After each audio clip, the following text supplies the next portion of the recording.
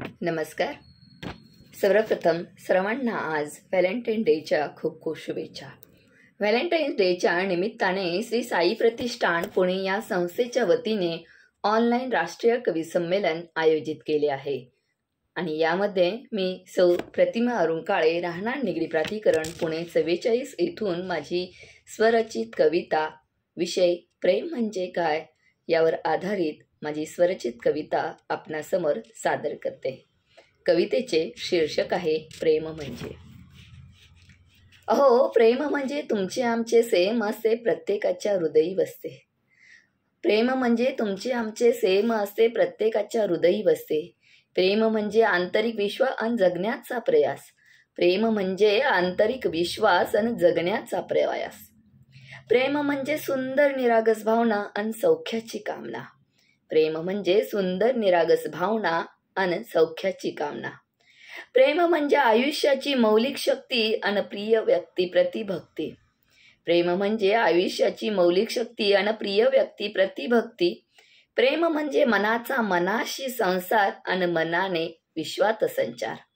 प्रेम म्हणजे मनाचा मनाशी संसार आणि मनाने विश्वात संचार. प्रेम म्हणजे एकमेकावर अथांग माया आणि संकटात घनदाट छाया. प्रेम म्हणजे एकमेकावर अथांग माया आणि संकटात घनदाट छाया. प्रेम म्हणजे एकमेकांच्या हृदयाचा ठाव आणि संकटाचे खोलवर घाव. प्रेम म्हणजे एकमेकांच्या हृदयाचा ठाव आणि संकटाचे खोलवर घाव. प्रेम म्हणजे भावनिक मानसिक प्रेमळ खेळ अन सुखा दुःखाचा मेळ. प्रेम म्हणजे भावनिक मानसिक प्रेमळ खेळ आणि सुख दुःखाचा मेळ. प्रेम म्हणजे जीवनात निरपेक्ष जगणे आणि एकमेकास समर्पण करणे. प्रेम म्हणजे जीवनात निरपेक्ष जगणे आणि एकमेकास समर्पण करणे. प्रेम म्हणजे धुंद जादूची झप्पी आणि मायेची गोडपप्पी. प्रेम म्हणजे धुंद जादूची झप्पी आणि मायेची गोडपप्पी. प्रेम म्हणजे कायमची साथ संगत आणि समजवणारी नियत.